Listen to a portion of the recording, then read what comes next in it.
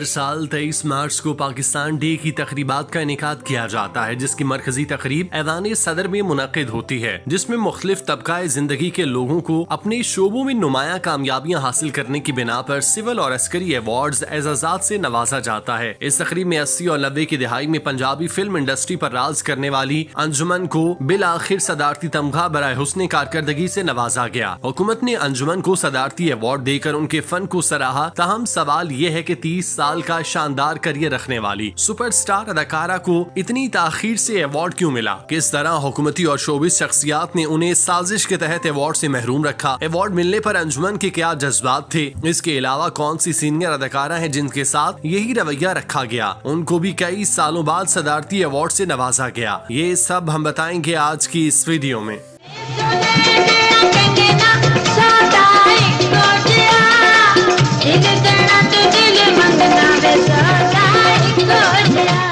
अंजुमन 80 और 90 की दिहाई में सफ़े अव्वल की अदाकारा थीं, जिनको सदारती अवार्ड से नवाजा गया। इससे पहले ये हुकूमती एजाज उनके बाद आने वाले फनकारों को मिल गए थे, लेकिन अंजुमन को इस एजाज से 30 साल बाद नवाजा गया, जबकि 2 दिहाइयां कबल इंडस्ट्री छोड़ गई थीं। उनको ये बहुत देर से दिया गया। उनके बाद आने वाले इंडस्ट्री में अदाकारों को हुकूमती अवार्ड पहले मिल चुके। इससे पहले फिल्म स्टार रीमा, मीरा, रेशम साहिबा, महविश हयात को भी ये तमगा इम्तियाज मिला था। लेकिन अंजुमन के इंडस्ट्री छोड़ने के कई साल बाद अवार्ड मिलना एक सवाल है कि आखिर क्या वजह थी कि उनके फन को हुकूमती सतह पर नहीं पहचाना गया और उनको उम्र के आखिरी हिस्से में अवार्ड दिया गया। कि हुकूमत का ये इकदाम भी खुशाइंद है कि उनको अवार्ड मिल तो गया, क्योंकि पाकिस्तान में तो ये रिवायत है कि किसी भी शख्स को उसके मरने के बाद अवार्ड और एजाजात से नवाजा जाता है, लेकिन देर आए दुरुस्त आए। अंजुमन के साथ साथ मैडम संगीता, जो लॉलीवुड इंडस्ट्री की सीनियर अदाकारा, हिदायतकारा, डांसर और कोरियोग्राफर है, उनको इस साल की तकरीब में सदारती तमगे से नवाजा गया। अगर उनकी भी फनी खिदमात को देखा जाए तो उन्होंने भी पूरी जिंदगी लॉलीवुड को दे दी। फिर जब इंडस्ट्री जबूहाली का शिकार हो गई, फिर भी अपनी तरफ से भरपूर कोशिश करती रही और कई फिल्में बनाती रही। उनको भी बहुत देर बाद अवार्ड दिया गया, जो इतनी बड़ी फनकारा के साथ ज्यादती थी।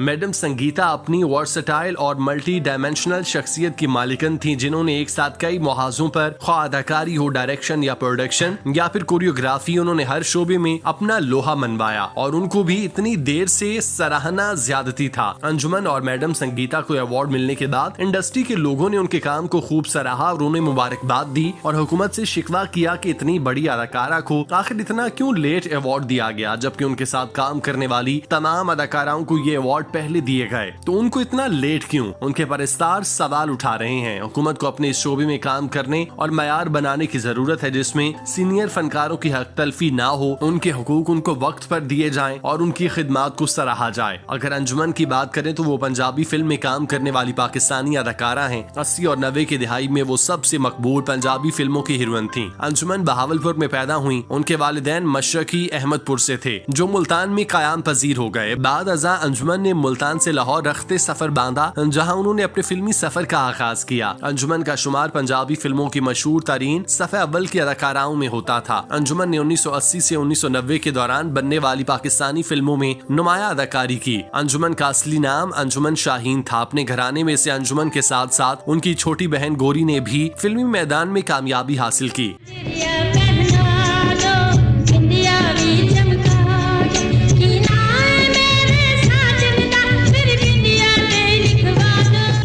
अंजुमन का फिल्मी सफर कई सालों पर मुहित है, जिसमें कई साल उन्होंने पाकिस्तानी पंजाबी फिल्मों पर हुक्मरानी की। अंजुमन ने उर्दू फिल्म सूरज से 1973 में अपने फिल्मी सफर की शुरुआत की। इसके बाद उन्होंने उर्दू फिल्म वादे की जंजीर 1979 में अदाकारी की। इस फिल्म ने कामयाबी हासिल की और अंजुमन फिल्म बीनों और फिल्म बनाने वालों की तवज्जो हासिल करने में कामयाब हुई। इसके बाद अंजुमन ने 3 पंजाबी फिल्मों में काम किया, जिनमें चंद बरेआम शेर खान में बतौर मरकजी अदाकारा, जबकि साला साहब में मुआविन अदाकारा के तौर पर जाहिर हुई। ये तीनों फिल्में एक ही दिन नुमाइश के लिए पेश हुई और तीनों फिल्मों ने सिनेमा में कामयाबी के झंडे गाड़े। अंजुमन हर फिल्मी डायरेक्टर की अवलीन पसंद बन गईं। इन तीनों फिल्मों में वजाहत इत्रे की मौसीकी, जबकि 24 गाने मलका तरन्नुम नूरजहां ने गाए थे और तीनों फिल्मों ने कामयाबी की तारीख रकम की। अंजुमन तमाम फिल्म बीनों की महबूबा थी और लोग जौक दर जौक उनकी फिल्में देखने सिनेमा जाया करते। अंजुमन के जिस्मानी खदोखाल पंजाब के रिवायती मुटियार की तरह थे। अंजुमन ने करीब करीब हर अदाकार के साथ काम किया, जिनमें सुल्तान राही, एजाज, नन्ना, गुलाम गुलाम मोहिउद्दीन, इजहार काजी, वहीद मुराद, नदीम और जावेद शेख शामिल हैं। लेकिन उनकी जोड़ी सुल्तान राही के साथ जमी। अंजुमन की इब्तदाई फिल्में उर्दू थीं, मगर बाद में वो पंजाबी फिल्मों की मतलूब तरीन अदाकारा बन गईं। अंजुमन का किरदार फिल्मों में मासूम और अल्लड़ पंजाबी लड़की का होता था, मगर बाद में उनका किरदार जदीद हो गया। रोमानवी किरदार करने के बाद उन्होंने मार धाड़ और लड़ाई वाले किरदार करने शुरू किए। 1973 में उर्दू फिल्मों से आगाज करने के बाद अंजुमन ने 2000 में आखिरी पंजाबी फिल्म पींगा में अदाकारी की। शादी के बाद उन्होंने कुछ अरसा फिल्मों से ब्रेक लिया, लेकिन फिर इंडस्ट्री की तरफ लौट आई। अंजुमन ने 1999 में फिल्म चौधरानी में मरकजी अदाकारी से फिल्मों में वापसी का ऐलान किया। उनके चाहने वाले फिल्म बीनो ने निहायत गर्मजोशी से उनका खैर मकदम किया और कयास किया गया कि उनकी फिल्म चौधरानी नुमाया कामयाबी हासिल करेगी, मगर फिल्म के नुमाइश के लिए पेश होने के कुछ दिन बाद ही ये कयास आराई गलत साबित हुई और फिल्म मुतवक्के कामयाबी हासिल न कर सकी। इस फिल्म के बाद अंजुमन की एक और फिल्म जगमाही 2000 में गुलाम मोहिउद्दीन के साथ नुमाइश के लिए पेश की गई। इस फिल्म ने थोड़ा सा मुतवक्के कारोबार किया, तहम आखिरी हफ्तों में इस फिल्म की नुमाइश के दौरान बेशतर सिनेमा हॉल खाली ही रहे। इसके बाद अंजुमन की फिल्म पींगा नुमाइश के लिए पेश हुई। इस फिल्म में अंजुमन के साथ सऊद ने अदाकारी की।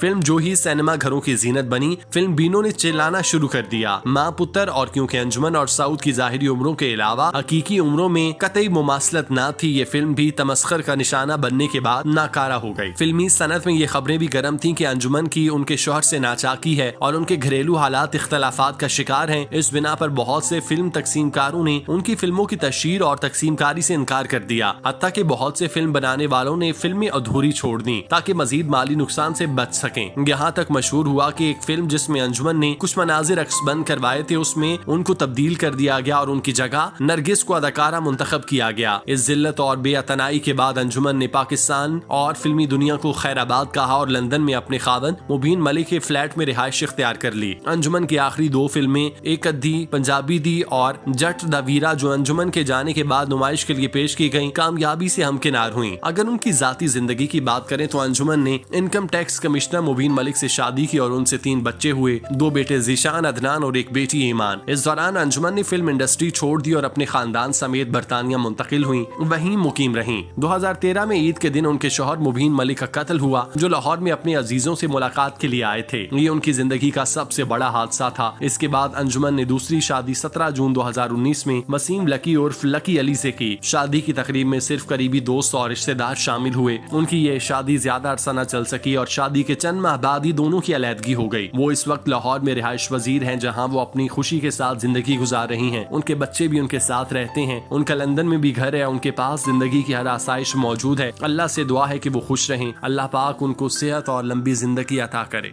आमीन।